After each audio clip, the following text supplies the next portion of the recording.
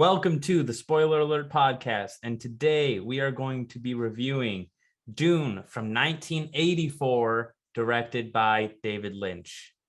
Dune is based off of a book by Frank Herbert from 1964. It's a sci-fi film set in the year 10,191, so pretty far out. We're like 8,000 plus years into the future. So yeah. We're not going to talk about the new Dune all that much, but we would be bearing the lead if we didn't mention that in light of the new Dune, we would like to explain a little bit about the old Dune. Although in doing so, it's inevitable that we'll essentially spoil all of the new movie, like because the plot is essentially identical. I mean, so there's right. That. And before we get started, I want to just remind everybody that, you know, we have a Spotify, we have a YouTube channel, we have a Patreon, we have a Instagram, we have a Twitter. We're really working on expanding what we have now. We want to make different types of videos, some shorter ones that are more recommendation based, that aren't, you know, piece by piece necessarily, but maybe some that delve into television, some that delve into video games, if ones that we don't necessarily like, it might be an individual one. So I might have a TV show, Dakota might have a video game, or vice versa. We're also going to be bringing out different types of documentaries. Not sure about the timeline on these things, but I just want everybody out there to know that changes are coming for the better. We're still going to continue to do the same sort of format we've been doing with these videos, but we just want to dash in some different kind of videos for people. EU stuff, expanded universe of the spoiler alert cinematic universe. And we're also going to work on trying to get some merchandise out there through various avenues, which we'll have more news on by the next video, possibly. We'll see. So just some background on David Lynch. If you've never seen a David Lynch film, it's a really weird dude. I dig his movies. He's not for everybody. What do you think of David Lynch, Dakota? Exactly that. I mean, you know, I love Mulholland Drive. I loved Fire Walk with Me. I mean, I watched Twin Peaks, and I also watched the new Twin Peaks, where he just, I don't even, there's nothing else like it. I guess I'll say about, I when he works, which I think he did with Mulholland Drive, he's exceptional, you know, and other times he's a bit, he's definitely overly self-indulgent, I think, at times. Other people might disagree. But I have mixed feelings, I guess, is what I'm trying to say. But I don't think it's completely unwarranted, his reputation or anything. He does. Well, I guess to summarize what works and what's also infuriating is he takes all the time in the world to make you feel something, to make you feel a scare or whatever. And that could be, you know, it can be really, I mean, it's frustrating. It's like, I think he goes too far with the new season of Twin Peaks. I think Elephant Man was more traditional, and Eraserhead was fucking weird. And I'm like, but yeah, I really like I do really like Blue Velvet. It's probably my favorite movie David Lynch has done. Mulholland Drive is one of my favorite movies. Honestly, I'm like, so whatever I've said, I always feel like I go into Drive. You would not expect it, but Mulholland Drive has the biggest scare for me I've ever had in a movie. And you know it's coming, and it just doesn't fucking matter. Like, I don't know how that still got. It's exactly because you know it's gonna come, and then like what meets it is like somehow even worse. Like, I think he knew. I don't know. Yeah, that is a really. That movie does some like really impressive things, just like in weird ways. Like you said, Elephant Man's pretty traditional. The Straight Story's pretty traditional. Eraserhead, I thought, was fun, kind of more like a film school vibe. Nobody knows this, but he does fucking weird ass music, and it's kind of entertaining. I think maybe it was even you who sent it to me. Yeah, I think you made. I think I sent you like crazy clown time. Yeah, that's like the weirdest one. And then he does I Want to Have a Good Day Today, which is probably the most radio friendly one that I've heard. And he's just got a weird voice too. Yeah. So it's just strange hearing him sing. He's also been in episodes of Louis as an actor, and he makes a cameo in this film, and we'll talk about that. So the film opens with Virginia Madsen doing a lot of exposition, and that's a lot of this movie is exposition, because somewhere in the cutting room it was decided that no one's going to know what the fuck this movie is about, because they're cramming like a humongous amount of material in that book into 2 hours. So like, going well, she in this even movie says, with maybe gauged expectations as to how they're even going to pull it off as a narrative, because there's just so much to go over. yeah, well, I mean, a lot of people, I think, from what I understand, were like, well, you just can't even do it. And I can't say they were wrong, but it tries. So, yeah, I mean, like right from the start, I mean, there are a bunch of, it's weird. She's fading in and out. You can tell she's like reading, because the plot is so complicated that Arrow just released the movie in 4K, but I wasn't even watching it. Like, you can watch her eyes move, like she's reading, and she even has like these puzzled expressions, you know, like, what the fuck is any of this that's going on? I mean, so that's usually not a good start. She even says the beginning is the most difficult part of, like, you know, or some shit. I think that was the movie's way of saying, yeah, it's good. You got a lot that you're going to need to pay attention to. Actually, I suppose we should get it out of the way by saying this movie, every line of dialogue you need to memorize, because it's going to matter like fucking 45 minutes later. The movie's not going to remind you. It does not have the time. It's not going to repeat itself ever. You need to remember every fucking thing that is said by anybody ever.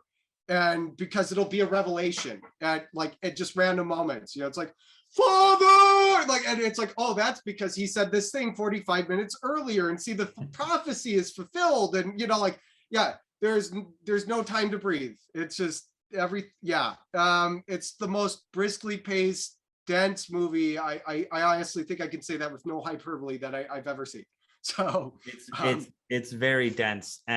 But the one thing that they do kind of get across is, if they get anything across in this movie, it's that spice is super valuable. And background here, so spice is basically this really cool drug. The spice is only found on a planet called Arrakis, aka Dune. It's a desert planet. Nothing fucking lives there other than these giant worms that are behind me. And this spice is used like, it's a hallucinogenic. It's good for your health. It's good for your, like, kind of elongates like your life. So it, people are it kind of like life in a weird way, like hacks you into the matrix, if you will, you know, type of vibe as well. Like, so it's because it is so important. Like, I can't say I fully even understand how it works, but like, okay, so for one thing, it elongates your life. Like, people are living like biblical ages, I think, in this world. I'm not sure, but like, you know, and there's a lot of biblical stuff, probably. There's a lot. It's never specific. Like, there's so many things you could attach to this, but it's so broad and nebulous that, like, I think that's why it endures over time. I don't know how it works, like how the spice allows the navigators. This is all set up in like the first 3 minutes, and even the actress saying all this shit seems confused. So like, the navigators are a guild that seem to have more power or influence even than the emperor. They're the Bene Gesserits, who are like psychic witches, and that's Paul Atreides' mother, is the main character's mother, is a Bene Gesserit. And they have been systematically breeding over centuries to create the perfect mind capable of traveling through time and space. But the thing is that, like, the Navigators Guild seems to already be able to do that. Both of them seem to have relatively equal amounts of influence over the Emperor, who's the head honcho otherwise. But obviously we need the Navigators to travel through space. Otherwise everything's fucked. So they do have a lot of say. I mean, I guess you could just force them at gunpoint to do it, but I guess you can't. I don't know. Anyway, it's really complicated. And Spice helps people to be it able helps to, the navigators to navigate how they do it. And the term they use, and this is something I give every rendition of Dune credit, is they call it folding space, to fold space so that you can travel anywhere in the universe without fucking moving. And Yep. the cool thing about that is I watched like Neil deGrasse Tyson bullshit a lot, or at least I definitely did during 2020. Been on a little bit of a hiatus now, but they explain how like interdimensional travel and space travel, like, and this is an Albert Einstein thing too, and it's actually explained in Interstellar. Like wormholes don't exist technically, but if they did, or if humans could create a wormhole, it would do this to space. So instead of traveling from point A to point B, from the end of the paper to the end of the paper, or around the bottom of the paper to the other side of the paper, they fold space and then pop through, and that's the wormhole. No, it's a really great, simple way of putting it. Yeah. So I give Herbert, I give Lynch, I give Villeneuve, I give the creators of this TV show all like credit.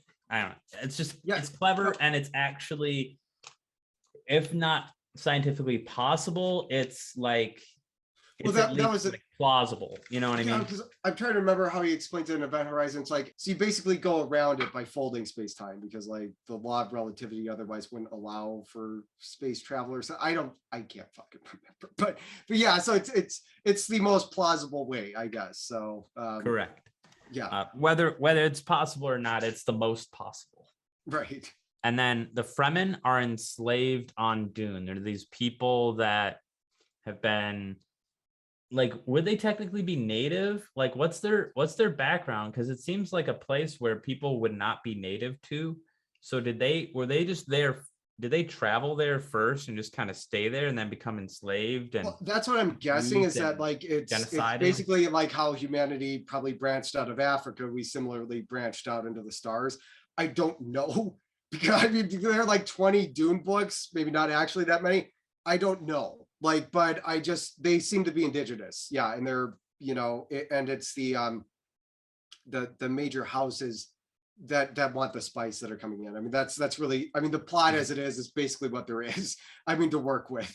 So, and the main two houses are Atreides and Harkonnen. Yep. From the old one, I don't know if they give us a great reason why Atreides and Harkonnens hate each other so much, and what makes them different, what makes Harkonnens more vile, what makes them more like violent and whatnot, or I'm not quite sure what all goes on with the history of those houses. I'm sure the book really gets into it. I bet the TV show gets into it. It actually doesn't. Like, I mean, it's so like, I don't know. It's just, they're always like that. They're just like, it's just going to be. They're just assholes. It's just oil and water between those two, I guess. Yep. We're introduced then to Paul Atreides, who's played by Kyle MacLachlan, who is a regular to semi-regular in David Lynch films. He's also in Blue Velvet. I believe this was his first film role. He was scouted in Seattle doing theater work, and so just from what he said in the documentary, I think this was his first film. So yeah, so he's just a kid doing theater work. Yeah, and Kyle MacLachlan is definitely not the worst part of this film. What? Kyle MacLachlan? Yeah, I mean, yeah. Like sometimes I think he looks genuinely confused as to what's going on.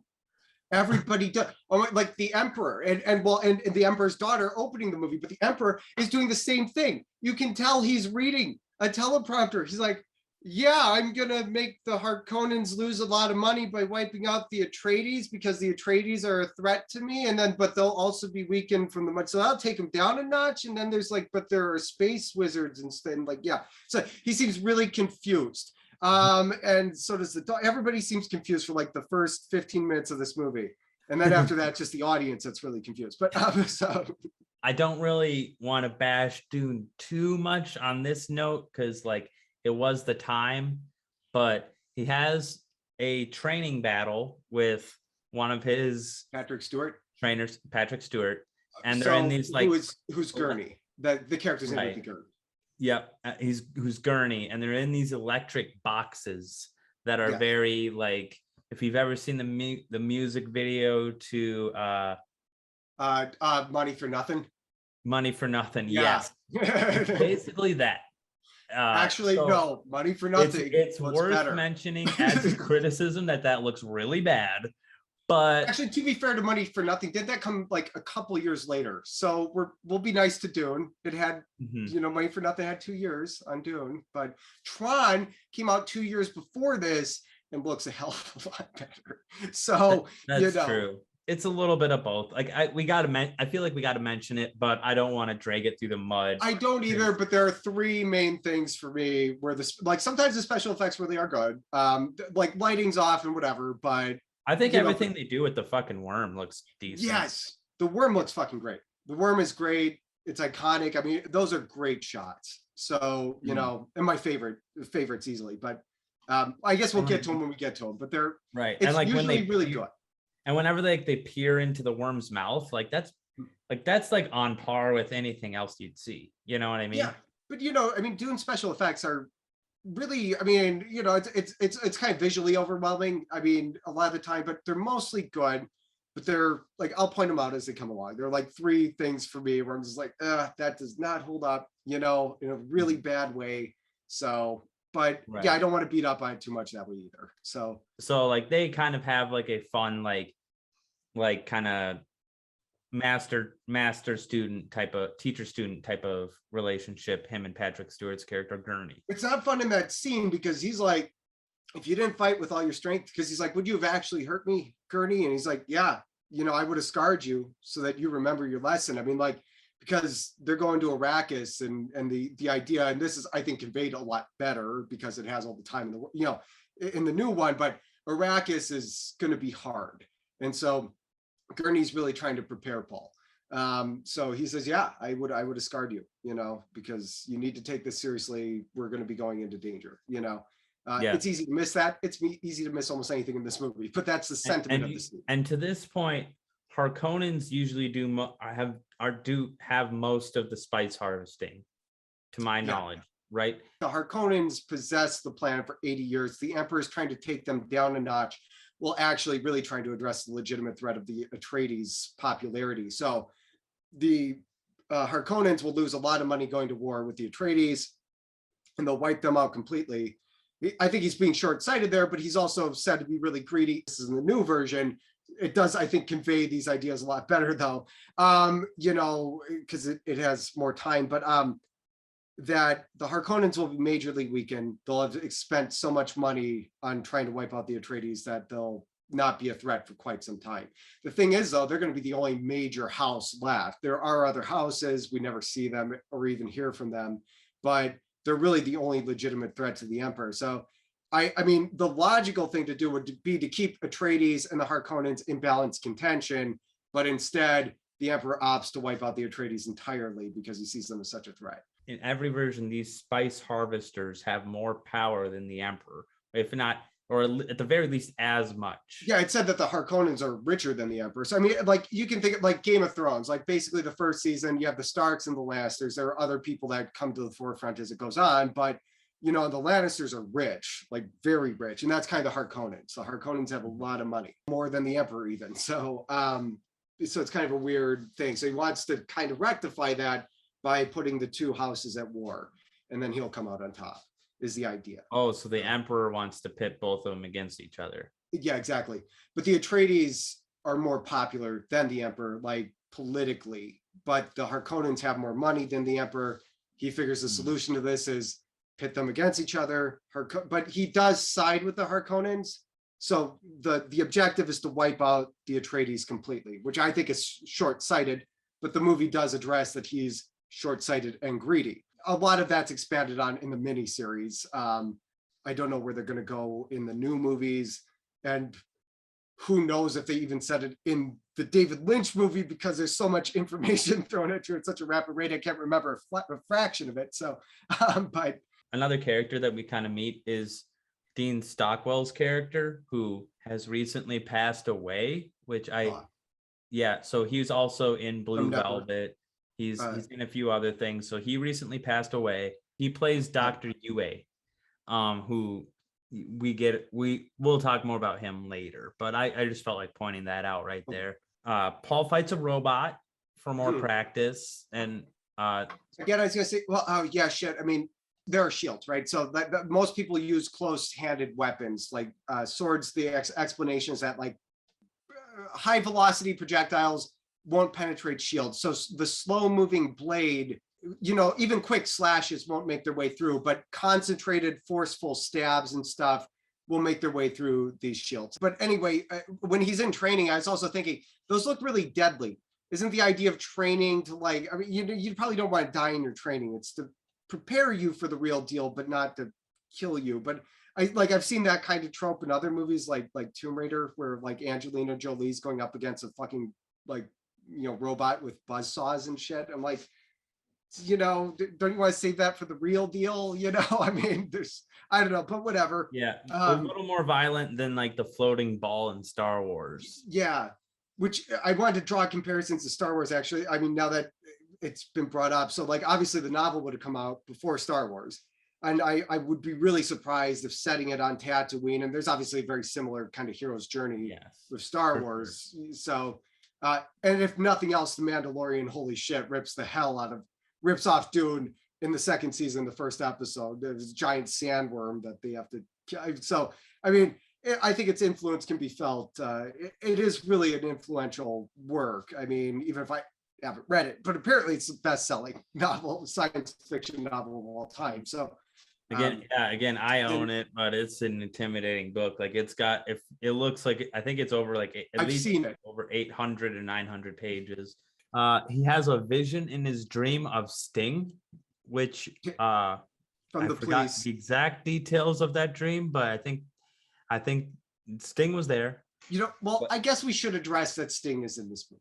So his introduction, there's a guitar riff because Toto does the soundtrack to this movie, the soundtrack is decent, man. Certain parts, like it's good. Yeah, and there's always like this almost self-aware smirk, like on Sting. So like, I am Sting. He's never really fade until maybe the last fight in the film. He's always just Sting.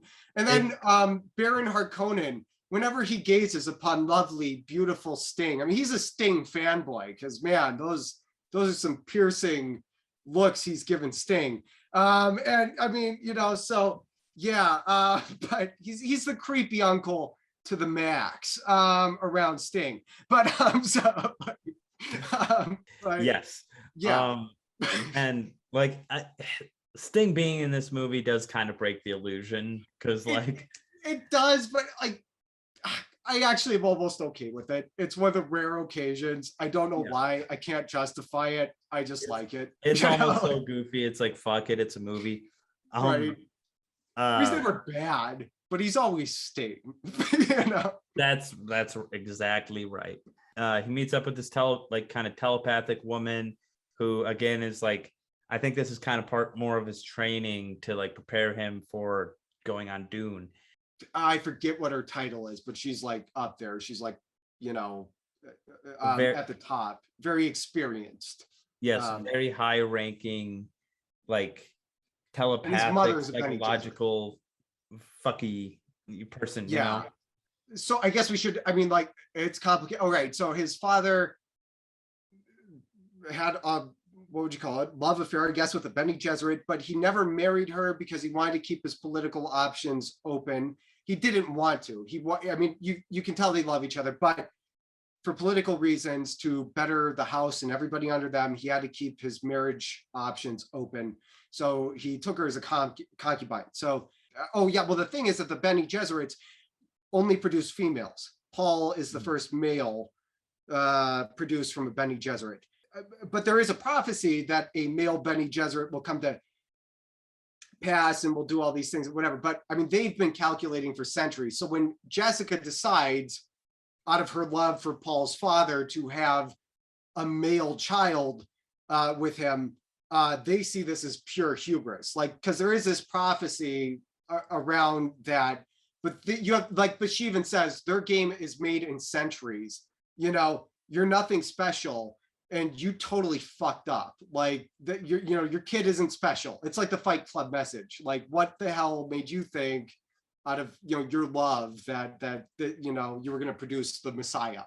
So That's kind of the whole controversy there. So they're especially harsh on Paul during this initial test. and you can kind of decide to have a male or a female. I'll just try to, okay, the Bene Gesserits, what they've been trying to achieve, just so you understand, is they, through centuries, have been trying to create a mind that transcends space and time through selective breeding, but it was always supposed to be a female. But there is a prophecy that that mind will ultimately end up being a male. But because they've been doing this for hundreds of years, Jessica's decision to actually be the first Bene Gesserit to give birth to a male, they see as pure hubris. They think that she did this out of her stupid love affair with Paul's father. And, you know, that's basically blasphemous, you know, and that she'll reap what she sows and die on Arrakis. Though they have tried to, because they still want to keep their own power. And she is a Bene Gesserit who is the concubine of somebody who will potentially be influential on Arrakis. They have tried to, and this is not very well explained in the Lynch version, there is that prophecy. They've laid it amongst the Fremen people in advance. They do mention that briefly in the Lynch film, and they're really playing that up. But the Bene Gesserits themselves don't actually believe really that Paul is the prophesized Messiah. But they do kind of look out for their own because Jessica is in a position to at least potentially hold some sway, you know, because she will be the concubine of the guy who is in charge of Arrakis, albeit briefly. So, but when you say it's hubris for her to have a son as a Bene Gesserit, they don't allow, like, so that's something I don't understand. I don't know if they can choose what they have or if they. Right, that's what I was asking. So you don't know. I don't know. I mean, this is 8,000 years into the future. I mean, it's like even genetic engineering for children doesn't seem that far off from where we are. Right, I mean, honestly, you know, you explained a lot more about that than for sure the 1984 film, and then probably just for me. Briefly, that's the thing. Like the movie does. This is the thing. I don't want to ridicule it because it mentions all of this in a sentence and then moves on. I mean, and then moves on. Right. Like, and then one scene that happened earlier in the film, which is kind of disconnected, but like makes sense. We kind of mentioned the Emperor. There's a scene where the Emperor speaks to, now, is this a brain or is this like an alien creature with a vagina mouth that bleeds? Right. Okay. So those are the navigators. And so here's where I'm confused because again, I'm sure like I probably should have went to the wiki, but I thought it would, I don't think that's fair to do, right? I mean, because like if it's not even remotely, I'm still not being fair because I've seen 3 iterations of this, one of which was 5 hours and heavily expands on these ideas. Without it, I could watch this movie probably 20 times and not know what the fuck's going on. So like, okay, but you have the navigators who allow for space travel. How they do this, I don't understand. I don't know if they can actually fold space and time with their mind through the psychotropic powers of spice, or if I really don't know how it works. But through a long period of time, the reason I think they were human once, and they're actually heavily mutated. So the thing that I question is why the navigators have, like, I mean, why the Bene Gesserits even have any say? Because if the navigators truly can transcend space and time, of what use are the Bene Gesserits? Unless it's sort of as a political foil, because they're kind of trying to accomplish the same thing in their own arena to create a mind that transcends space and time, but they haven't actually achieved that. So like the navigators are, I believe, humans heavily mutated by the spice through, I mean, who knows, like spice also elongates life. So I also don't know if the Baron's like deformities are a cause of the spice, but his eyes aren't blue. So I don't even know what the fuck's wrong with Baron. Yeah. Do Harkonnens travel through space with? Well, they've been on Arrakis long enough to be exposed to spice, but his eyes aren't blue, so I actually don't know. Also a weird thing that they just do better in the New Moon is that like it makes it look like they have fucking mouth herpes. Like, oh yeah, he's got like, and then Brad Dourif too is just like red down here, and like other characters. There is actually an ally to the Atreides though that has his like. Well, it looks like his lipstick's been smeared. I mean, it's not like, or yes, like herpes, something. It's some kind of infection, or the makeup's a little more subtle in the new one. Here, he just looks like he was wearing lipstick that got smudged, or he has an infection or something. I don't know, but that And was then, also on the Atreides side is what I'm trying to say. Like, so I don't actually know. so it could be Like, both. And then, yep. And then the Fremen, their eyes are blue from exposure to spice over so much time. I want to Uh, sing one of the few praises I can in the special effects region of any, as far as the sci-fi version goes. I actually have to say I like the Fremen eyes in that version better than either of the two movie adaptations because they actually glow. You know, it's there's like they're I don't know, they look like LEDs in the dark. You know, it's this really weird look. That brings a lot of life out of the emotions of the characters. So that's a movie where you have these really obviously artificial backdrops. It's a Hallmark production, like I think I said. So where I can sing some praises, I will say I actually like the Fremen eyes better in that one. So he has this scene with a Bene Jesuit woman who can speak to him in this voice that's like this like voice of like power and like kind of like you can weaponize your voice sort of thing. Yeah. But she can kind of, and like he's training to be better at that. He can do it a little bit, but so she has this box next to her and she asks him to put his hand in the box. And the first time I watched it, I was like, ha ha ha, pussy joke. And he's like, what will I find in here? And then she said, pain. And we have this voiceover that's like, fear is the soul killer, fear is the mind killer, enemy. Yeah. Which is like cool stuff to I actually like think about a lot, is like how like fear holds people back. So like that's just a cool thing I like across the board with Dune.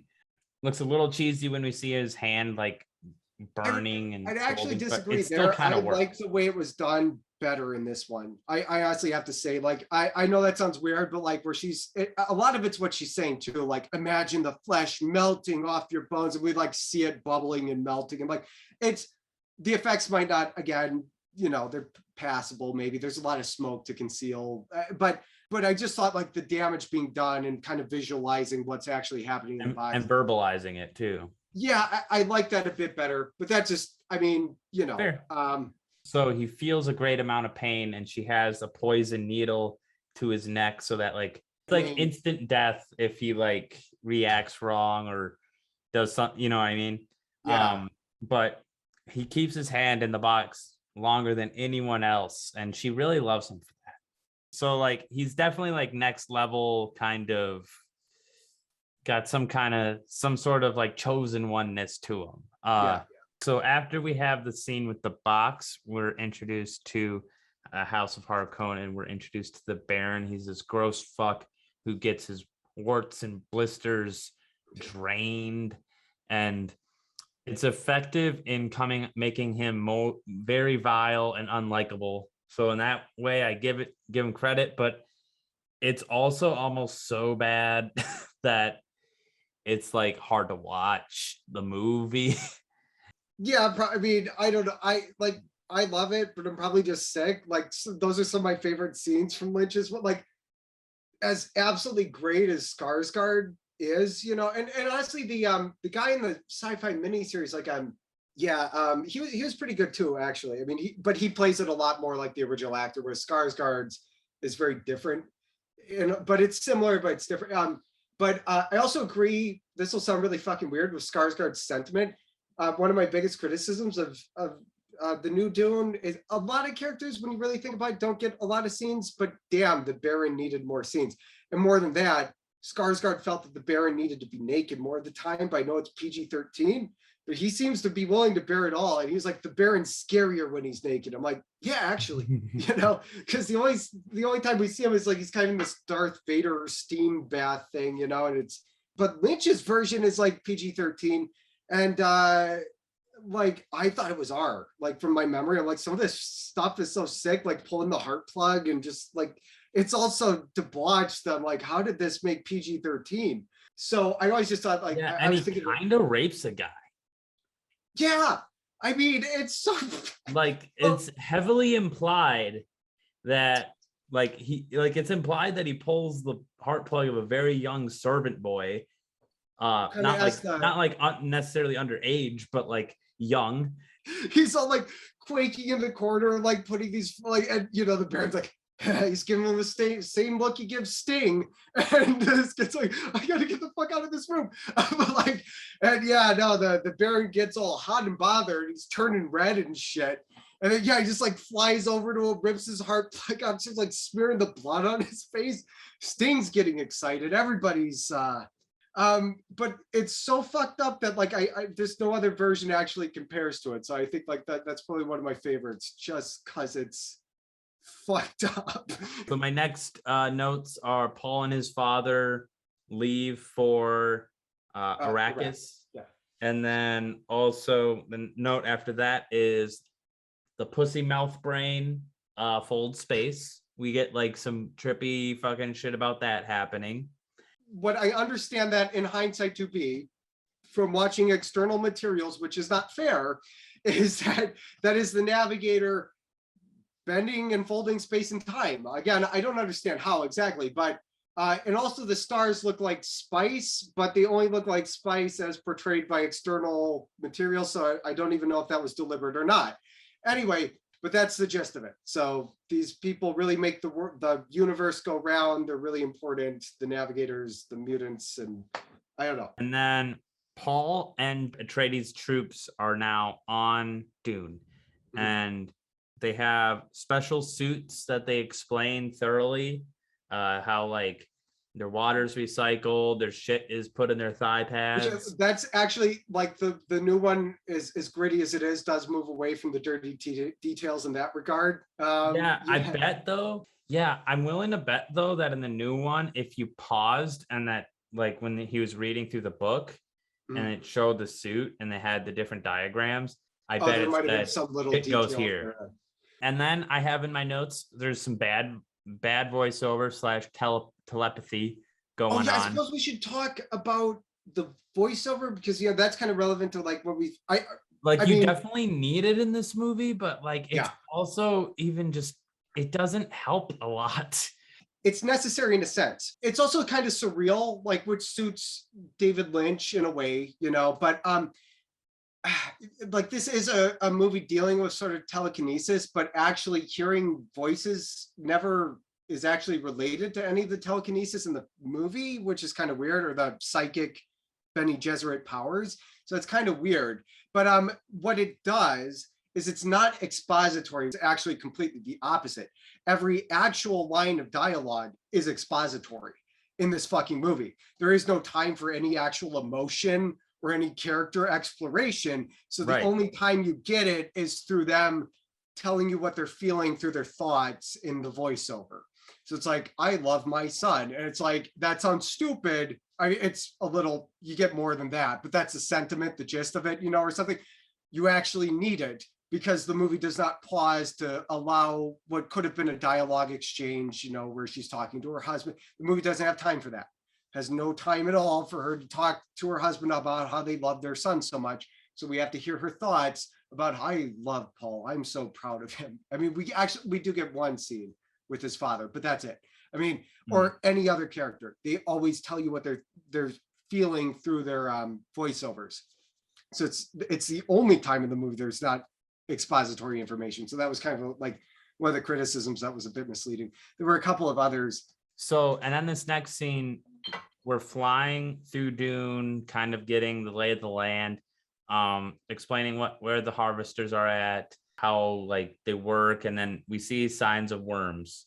And the giant worms on Dune follow rhythmic patterns. So if you walk or move out of rhythm and like with like some sway or some just unevenness, they won't necessarily sense you. But if you hear like a constant like bum bum bum or rum rum, you know, like a constant rhythmic sound, they're gonna come after you. And that's what harvesters make a lot of. They make a lot of rhythmic sounds.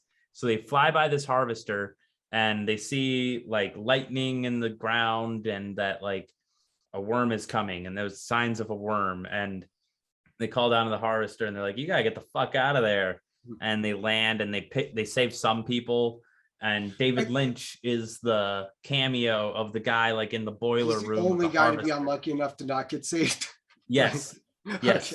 And it's just kind of funny because like David Lynch isn't much of an actor, and it's just goofy with him being like, he's like, a really we weird got all this voice. spice down here. We got all this spice down here. Like, what are we going to do with all the spice? We can't leave this spice.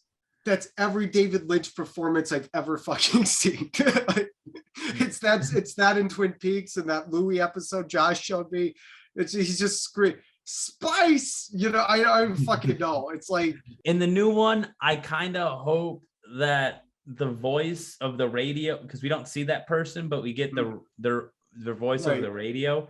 I hope Dennis Villeneuve did that voice. If he didn't, he missed an opportunity. But like if he did, that's cool. And then they fly off. They only save a couple.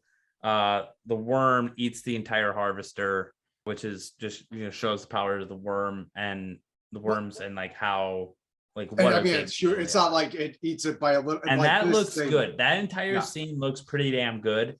The David Lynch thing and like the logic behind like, do harvesters just deal with this shit all the time? Like, do they barely get started and then they're Which eating? I gotta admit, you were ahead of me, but I know we were talking about this. But I mean, like, because it didn't take me until the new version where they actually provide a sort of solution to that problem for me to even question with the in hot the air first balloons. place. Right. Where they actually have extraction things that they send out. And obviously it's like, where are those? Are you sure you can always reach people in time? And then the mechanism fails, which is like, that can't be the first time this has happened. There should be like, it should be like a parachute. There should be some fail safe. Never mind all of that. I thought, why don't you just fucking have it attached to the harvester? Mm-hmm. But I never even thought of any of this until the new movie brought in a solution. It really is covering a bigger plot hole for a smaller plot hole. Yeah, I think they call that lamp shading, but it doesn't totally. It's like a ripped and tattered lampshade. You know, right. It does make more sense though. Yeah, a little more. Well, I guess as far as rhythmic sounds, just getting that out of the way because that comes into play later. I'll say in the new movie, no matter what they try to do to be more grounded and everything, like the sandwalk looks ridiculous. It looks totally cheesy. I would think you're expending. Yeah, the sandwalk always does. Yeah, I would think you're expending more water that way, but honestly, you just might not have any choice because the alternative is to get snatched up by a worm. When he puts on his suit in both films, when he puts on his suit, he does it in desert fashion, which in neither movie is it actually displayed what the fuck desert fashion is. Okay, no, it's really, really important from what I can gather. It's whether you put your boots on the inside or the outside. Fucking, I mean, like, there's basically a 50-50 chance. Paul is just like, it seemed like the right thing to do. And they're like, damn, he might be the chosen one. Right, 50-50. Like, do you tuck which I've done both. I mean, you know, do you tuck your pants? Snow is not too dissimilar for walking in sand. I mean, and honestly, to me, I would probably tuck it in just to stop the sand from getting into your boot, but he actually wears the pants on the outside of the boot. Yeah, so I would do it on the outside, like with snow pants. But it's a thicker material. It's leather. But I mean, it looks like it's actually leather, but it's probably supposed to be something else. But so I'm also thinking it's black in a desert. You know, like that's true. Anyway, nitpicking stuff, but still worth it. Yeah. The design looks really cool. Don't get me wrong. I mean, it's really in both movies. I like the way the suit looks. Yeah. And we're doing a lot of both movies this, both movies that. I'm really not trying to compare one to the other. Like we're talking about Dune 84 in a Dune 84 context, but to understand the bigger picture of what the fuck is actually going on, I would say the new movie's better. It helps knowing both films. Yeah, the new film makes a lot of information digestible. I think that would be the best way. But like. Yes, because they bring up a lot of the same stuff. Like it's not like the 84 Dune, like it neglected a lot of the love story, like completely. But other than that, like it gets a lot of the points down. It's like, the great point that you brought up is it never goes back to them ever. I guess what I'd say really quickly to summarize like the differences and why actually I think the comparisons are of value. I mean, for one thing, we're not spoiling anything that's in the new movie that isn't in the original. Mm-hmm. But the new movie does a better job of conveying information. But even watching it, I was kind of like, would people even get this? You know, like even in the new version where it takes its time, like I don't know. I mean, more than Definitely fuck. more things clicked for me watching in the second time. Yeah, I think it as a non-reader of the book. Yeah, so I guess to summarize the different, like they're identical movies, but one is again the most densely packed movie I've ever watched in my life, and the other, if you could actually criticize it, knowing the whole story on some level, is that it takes too much time, right? To actually tell like just the first third to if he hits the motherfucking ground running and makes it 3 hours in part two, he could maybe cover the rest of the material barely. Otherwise it's going to have to be 3 like he wants to do. He didn't even know he was going to get a part 2 until the first part released. I'm like, why push it to part 3? Because it has been confirmed we're going to get a part 2. There's going to be an HBO show about the Bene Gesserits, but we don't know we're going to get part 3. We're in a pandemic. I mean, this is material that's like fucking 60 years old almost. I mean, it's a really niche, audience. I think what they did to kind of compensate that is make everybody younger and, like kind of the young, hip, sexy thing. I was skeptical, I thought they were just doing like, it's pretty people to bring in the younger audience. It's really slow paced. That's not sexy to a younger audience, I mean, yeah. I don't know if they're going to, but I know Blade Runner 2049 really failed and that was rated R. So they had to, I thought they brought it down to PG-13, but I guess Lynch's was PG-13. So they're not selling out that way, but, they're so close to an R with the new one though. I would have on it. There's a decapitation. I think Peter Jackson got further with decapitations in the Lord of the Rings. I mean, release the prisoners and shit. Right. I mean, it's hard because they want to get the other ones made, so they don't want to necessarily trip it to rated R. Okay, so Paul eats some spice and trips out, and then we get some trippy shit. Didn't really gather too much from that. Then there's a floating needle that's like entered his domicile. Hunter Seekers, they're called. Okay, Hunter Seekers. And so it almost kills a lady that opens the door and he saves her. And it's basically proof that there's a traitor in their midst because those can only be controlled or sent in adjacent areas. In the miniseries, in the new movie, they actually find like who's operating it. I like the really new version where that's fucked up. He's actually sealed in the wall. That's how little like the Harkonnens. That guy's gonna die. It's like Oz, the dude being sealed into the wall, and like that's hardcore. But anyway, such is their commitment to killing the Atreides. So that was actually really scary, I thought, in the new Dune. But anyway, the point is, Paul is almost assassinated. Paul's father is killed by Dean Stockwell's character. UA wants to exchange this offering of killing the Duke to the Baron so that the Baron would free his wife from enslavement, basically. But he also has an demands Duke to kill the Baron with this tooth that if he bites down on it would release a poison. In exchange, he says he'll try to give, and this will come into play actually later, so that he will try to give Paul and Jessica the best chance that he can if he promises to try and kill the Duke on his behalf. But he's also doing it because I think you get the sense that he realizes in all likelihood his wife's dead, but there is that hope, and that hope is enough for him to sell out everything. But I think he knows that it's a lost cause, however you look at it. The Atreides were never gonna make it on Arrakis, and so he sells them out to save his wife. So that's kind of the bargain. Like, you can kill the Baron, and I'll try to help you, Paul and Jessica. So he's a Judas, but he's kind of a nice Judas. Yeah, he's a Judas who thought this was a lost cause anyway. You were already, I know that's in the new version. He just says you were already dead. Like, you were set up to fail. It's not as clear here that the Atreides didn't stand any chance, but that was still kind of his way of looking at it, but he's trying to save his wife. But I think he kind of on some level knows she's already dead. And with Paul's father practically dead, the Atreides army is beaten. It's invaded by the Harkonnens and slaughtered. There's a lot to that scene, but that's the main note. So I'm actually just somewhere in there, Paul and Jessica are paralyzed and abducted. It'll be the last part that's kind of important. Who paralyzed them? I guess it would be Yui. I do know that Yui took the Duke's ring to give to Paul. Yeah. To Paul.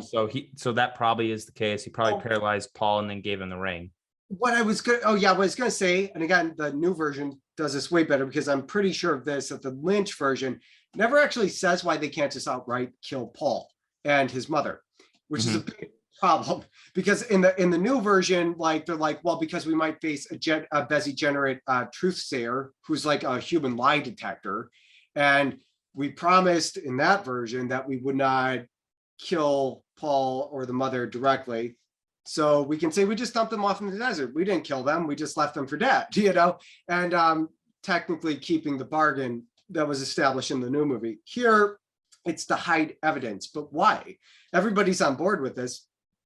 I don't think we ever really get much of a scene where the Bene Gesserits are so committed as to oppose the Emperor or the Spacefaring Guild, the Navigator Guild, So really, if they just kill Paul and Jessica, I mean, the Harkonnens invaded and killed literally everybody else. I wonder what happened to them. I mean, I just don't see the need to hide it. That's something I really honestly don't think is ever formally explained in the Lynch film, which would be a massive plot hole. They just say we need to hide the bodies. Nobody can ever find them. Why? And Stockwell is killed, I believe, in both movies by the Baron. And so like his offering of the Duke isn't rewarded. It's just, yeah, you're dead too. Paul and his mother defeat their captors using the voice. I guess that's using the voice, which is hard to replicate, but it's like a voice kind of psychological, like physical, like kind of force power, like the Force. Yeah. Yeah, actually, exactly. Yes, exactly. Like these are not the droids you're looking for thing. Exactly like that. The Duke dies, but like as he's dying, he bites down on the tooth, and here's some bad voiceover. I don't like the remember the tooth.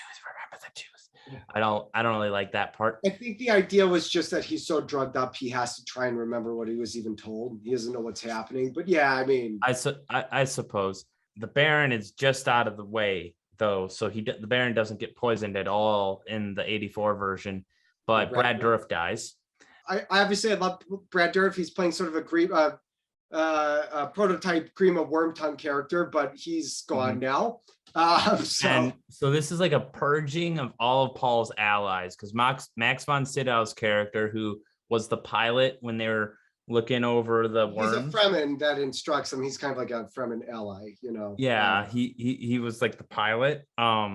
His suit's destroyed, so he's like gushing water and sent to die.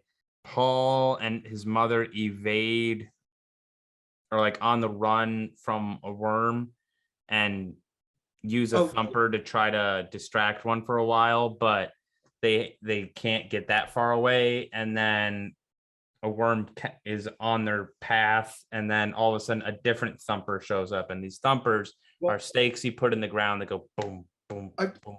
Again, a tiny opportunity to praise this version above the new one. I mean, in the new version, once they hit rock, the worm just kind of emerges, and yeah, I mean, it's probably going to hit that rock, and so it would come up, and they come up in other places. Like I'd say the sci-fi miniseries does a better job when the spice harvesting vehicle is consumed, like the bird is so weighted down that they barely make it out of the mouth of the worm, in the sci-fi version, which there's a lot more tension there. But anyway, this is like the new version is the only version where they don't actually hide in a crevice in the rocks to stop the worm from getting at them. Here, like in the new version, they just stop at the rock and the worm just kind of sits there. It also does bring to mind like what the worms subsist off of. I don't know if they eat spice, because I mean, if they're living off of humans, I think they do eat spice. Like I think that's, I don't know. Is it like, yeah, we get a spice and whatever the fuck moves. Right. I think what it is. Yeah, because I was gonna say it's like a megalodon eating an anchovy. Otherwise, I don't see how you survive. Right. Whales. I guess whales just eat plankton, which is weird. Like, and they're fucking the biggest animals in the world. They just eat a shit ton of that. Well, all right. Well, yeah. I mean, because I know a bunch of plankton and krill and shrimp, and it's about all they eat. So, yeah, maybe these they're like whales. They're like sand whales. They're like more carnivorous whales. And then a tribe appears, a tribe of Fremen. were a lot friendlier in this movie than in any other version. Correct. The Fremen immediately kind of get owned by the mother and Paul, and and it looks cheesy because like they don't really have, I think, in this version much of a fight, like an actual like fighting, like well laid out like fighting style, because like the mother literally just puts a knife to the guy's throat and he's like, my God, you have I know. ways. Yeah, what is it? Okay, so in every version, I think this encounter is awkward, and in every version, it plays out the same way. I mean, it was a little better with the new one, but not the thing is, by it looks like Paul's ton. running off like a little bitch in every version while leaving his mother on the ground. Of course, logically, it makes sense that he's going to get a vantage point. He's going to snipe with this gun, which mostly guns don't matter, but this one does. I don't think the Fremen If you wear use the voice with it, I think it matters. Huh? I think if you use the voice with it, it matters. That's different. Okay, so that's exclusive to this version. That's the weirding module, which doesn't exist in anything, even the book. That much I do know. But this is a pistol. I know this. Yeah. And so the pistol. The thing is that I think the Fremen don't wear shields. Which why not? You kill Harkonnen soldiers all the fucking time. In the sci-fi version and the new version, it's by springing out of the sand and stabbing them. Surprise attacks. The sci-fi version goes a little crazy where like they're just there wherever Harkonnen lands in all the vast infinite space of the desert. There are Fremen under the sand just waiting to kill them.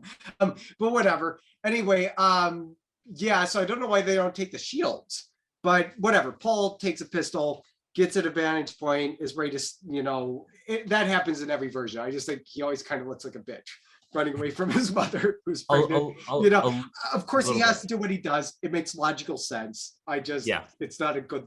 It's an awkward scene. So they ask for them to teach their way of fighting. Weird way. The Fremen in this one are very welcoming. They already show them the water that they have. They have no, only their biggest secret in every other version. Well, I don't know about the new version because we don't get there, but that's a big secret. There's like, hey, check it out. We have massive caches of water, which I don't know how that doesn't find its way into becoming groundwater, elsewhere in Dune. But that's fine. I'll give all versions of Dune that credit. Like they contain their water. The water caches in the mini series, I think the implication is that what they're doing is harvesting water from dead people, and I don't even know where. And then trying to fill these stockpiles over. But it's all evaporate. I don't know how it works. I think that's sort of the implication, though. So they're trying to build a big enough water supply where nothing can be held over their heads by the invading force, I think. And then elsewhere, the Reverend Mother dies, and then we have a massive time jump where they take this love story between Paul and Shani, who's played by Sean Young. It's explained their entire love story. Yes. So the love story in this one is dog shit. And then he's just getting better using his skills, using the voice, using the weirding way, teaches people, trains people. Well, okay. I'll say a couple of things there. So the only excuse I can give the love story. So the love story is the idea is that he has become nonlinear. I think at this point in the story, he is becoming what the Bene Gesserits always wanted to produce. Again, this is not clearly explained, and it doesn't excuse that it doesn't really work, but their love is perceived non-linearly. He says, I've always loved you throughout time. I've always known you. I've always loved you. And that's all you get. And the weirding way in this is using sound, much like the Bene Gesserits use, to, instead of influence people, is actually killing weapons. So there are certain sounds that it's a weird concept, but that filtered through this module will destroy physical objects, melt organs, set people on fire if you tap into the right sound wave. And I guess not everybody's capable of the right sound wave. So this produces different things in different people. It's a mess. And then comes probably what I would say for me is the best scene of the movie, when he rides the worm. They put in a thumper and they track this worm to come over. He sticks some hooks in it, sticks a rope over it, climbs into it. He looks through its gills, and we see the inside of the mouth through the back, which I think is a pretty cool shot. Yeah, I mean, which is kind of cool that they're. Yeah, and the worm looks great. By many standards, the worm in the 84 version looks good, I think. And that's when he really like wins over the Fremen, because he's basically a fucking messiah at that point. It's like, you've really learned our ways if you can ride. Well, that was their biggest worm too in the miniseries. Like in fact, people are trying to kill him the whole time until he rides the biggest worm. And then when he does that, he proves himself. So that's kind of what that was about. Again, I'm cheating there, but yeah, but this obviously the general sentiment came across. And then they have a big like kind of montage / time jump of them kicking Harkonnen's asses. Yeah. And the Harkonnen general isn't telling the Baron about this because he's too ashamed, which eventually gets the Harkonnen general's head cut off anyway. And they also meet back up with Gurney, which is a pretty Patrick Stewart pretty all right scene. Locking the skullet, which he does one more time in the Moby Dick 90s miniseries. I haven't seen Patrick Stewart with a skullet since, but it's beautiful. Anyway, I wanted to say, there's kind of this weird thing, like where there's this little pug or something that pops up in all these scenes.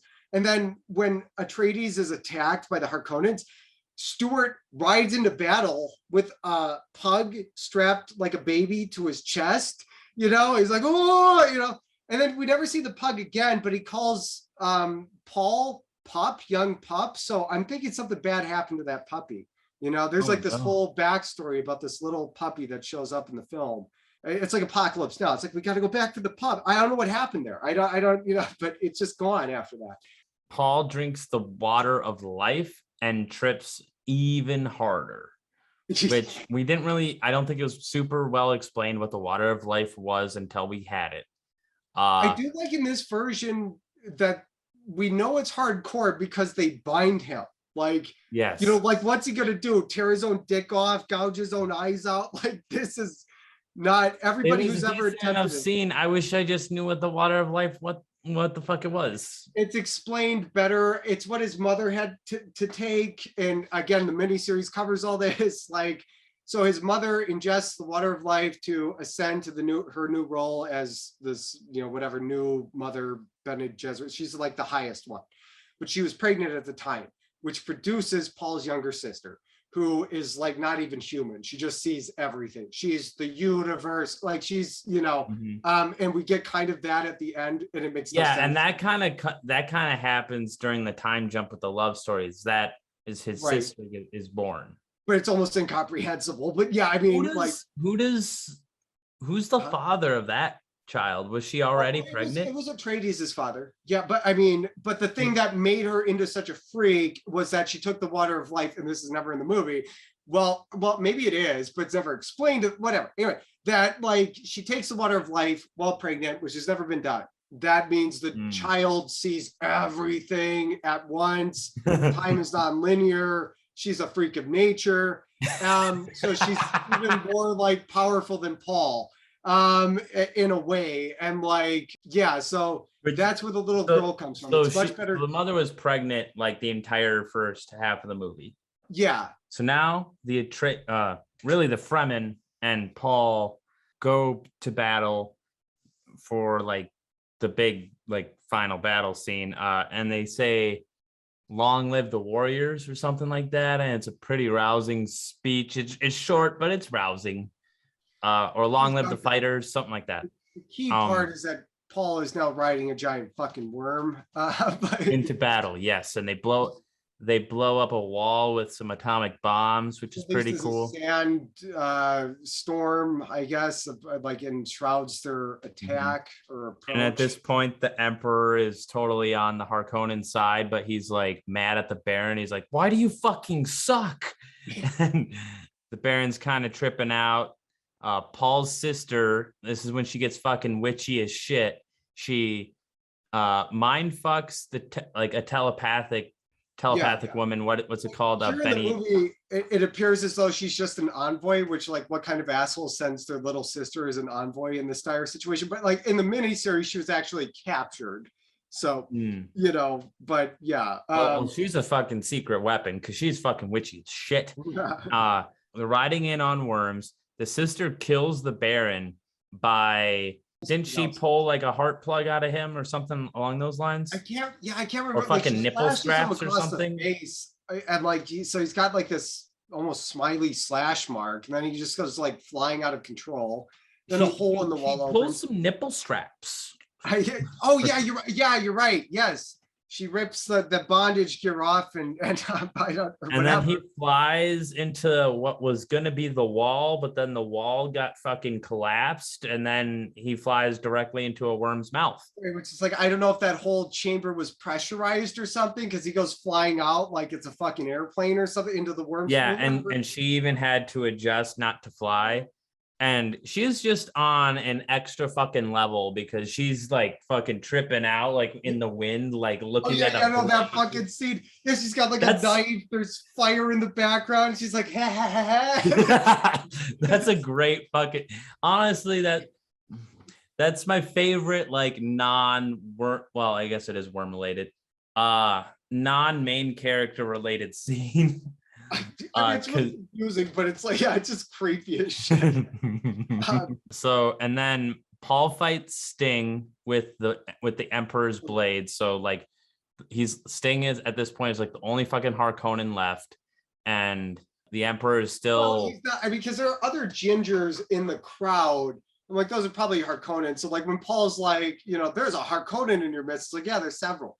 But but the only one that really I suppose, but maybe like the only like royalty maybe or like of that the main family. And the Emperor still sticks to his guns, and being on the Harkonnen side, he's like, yes, fight.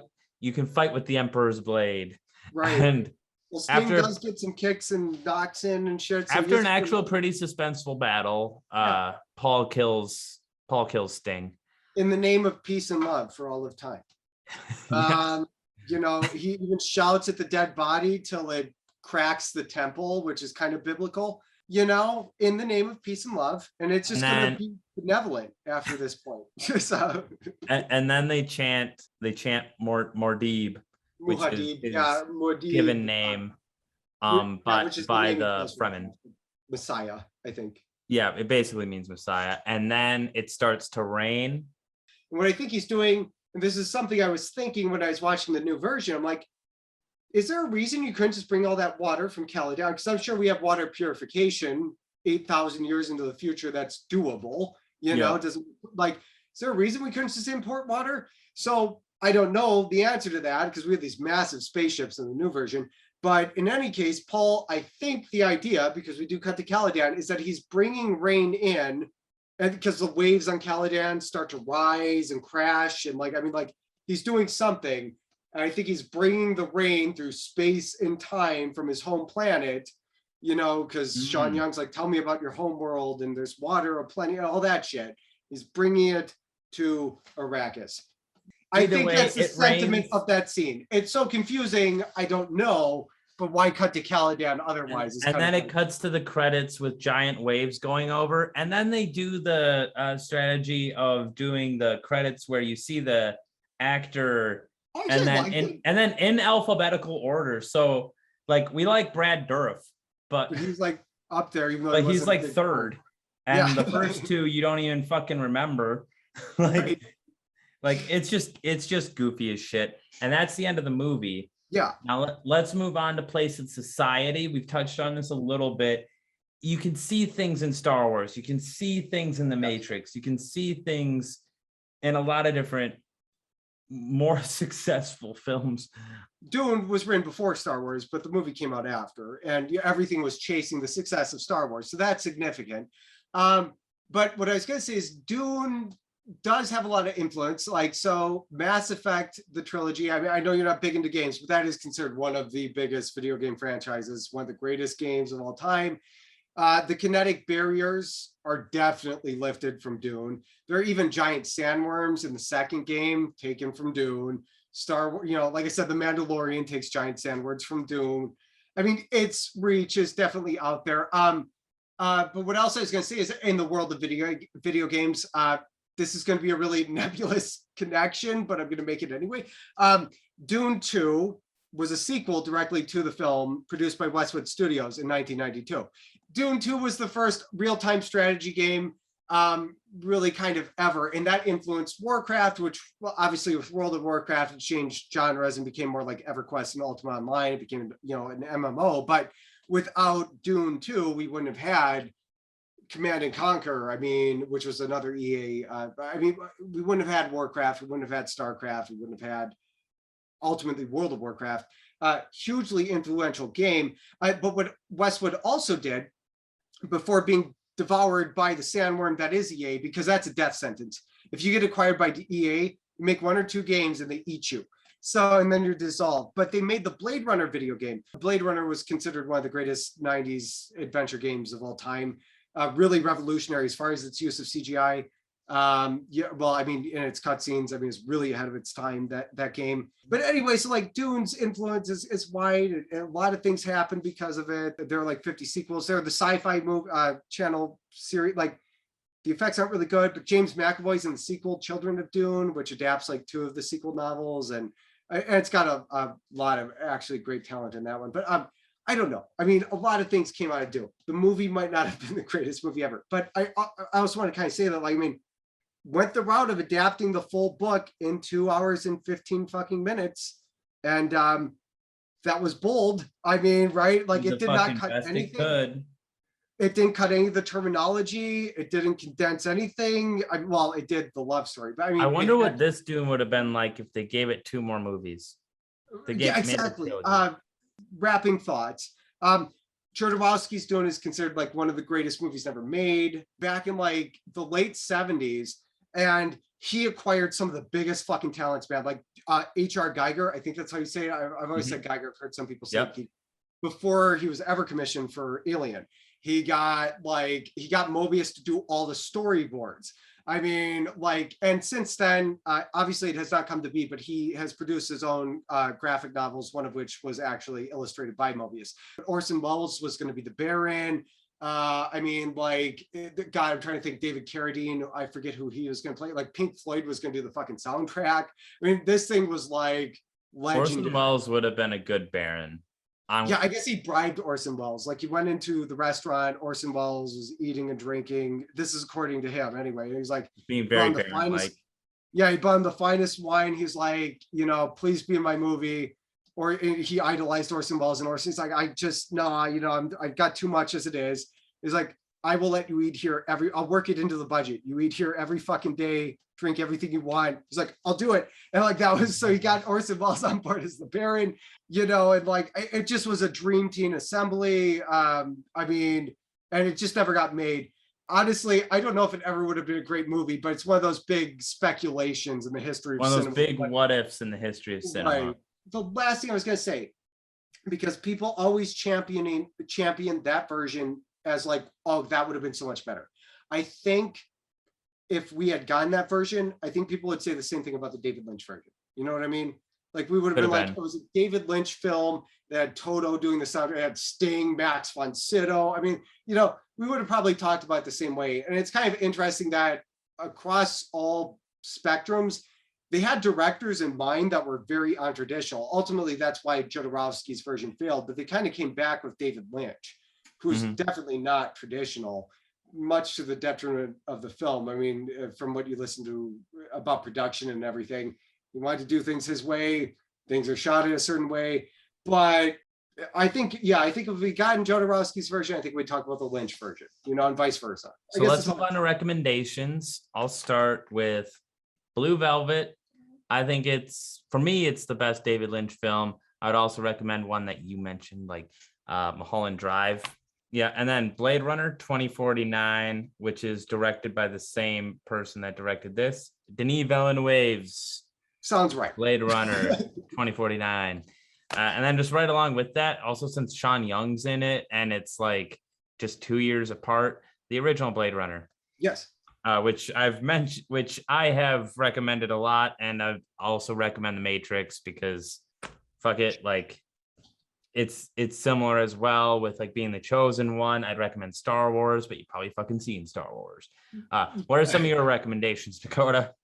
The Matrix, as far as CGI, definitely was an improvement from Dune. Obviously 10 years later, but what was I going to do? Tremors. It would be like, yeah, Fair.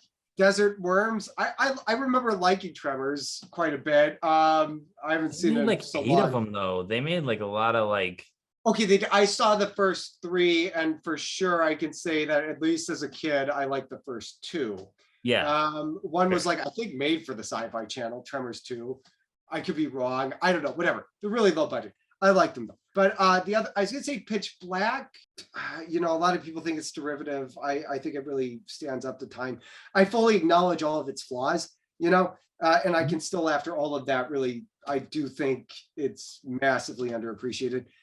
But that's again, that's people being stranded on a desert planet with a organism whose, I guess, life cycle might be questionable, kind of like the sandworms. But like you said, maybe they're living off a spice plankton. I don't fucking know. But in Pitch Black, they've killed every other thing on the planet. So that is definitely a plot hole. I guess if we're going to go with like the new Dune, then obviously Enemy, Prisoners, those are great. And obviously the new Blade Runner, 2049. Arrival, he's really, he's good. He's definitely good. So let's That's get a on the good ratings. excellent movie. Dakota, out of 5 stars, what do you give the 1984 David Lynch's Dune?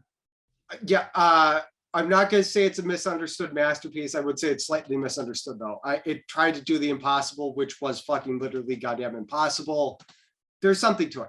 That's all I can say. There's something about Dune, right? It's endured, to my mind. There are things to like. It's an impossible movie that they actually fucking made. In that way, it's like, I think really something to at least watch. You know, just for the cinematic history of it, you know, because like nobody has attempted anything like this, I think, since or before. It's like a biblical epic, but 5,000 times more complicated. And it's just a weird movie, but almost incomprehensible. So I don't know, watch the sci-fi miniseries, watch the new version, and it'll make a lot more sense. You'll probably appreciate it.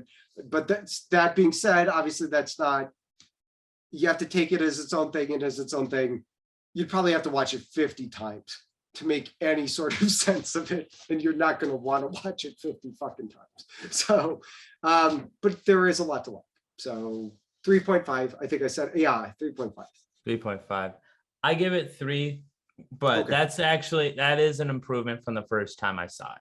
First time I saw it, I feel like it kind of like screamed like 2.5 for me. Second time I saw it, I was like, you know what? Yeah, it does a decent amount right. It has the bones, you know what I mean? And that's something like it has the bones, but it just could not convey itself very well. Yeah. And there's obvious reasons for that they crammed it all in one movie. And maybe if they were given a deal for a trilogy from the beginning, they could spread it out a bit, but they weren't doing that so often at that point in time. Like, because they're still not doing it. Like, I feel like the new director's pushing his luck by saying it's going to be 3 now. You're like, again, you didn't know you're even going to have 2. Even Indiana Jones, like they did Raiders, and then, you know, they tied the knot on Raiders. Like they didn't have to make another movie, but it was very successful, so they did. So be sure to check out our Spotify if you're watching on YouTube. Check out our YouTube if you're listening on Spotify or where any other podcasts are found, like Apple, Google, etc. We have a Twitter and an Instagram that are somewhat active. Yeah, you'll at least get the news of new stuff coming out. We're gonna try to get some different stuff out here. Gonna try to get some merchandise. Check out our Patreon if you'd be so kind. That's about it.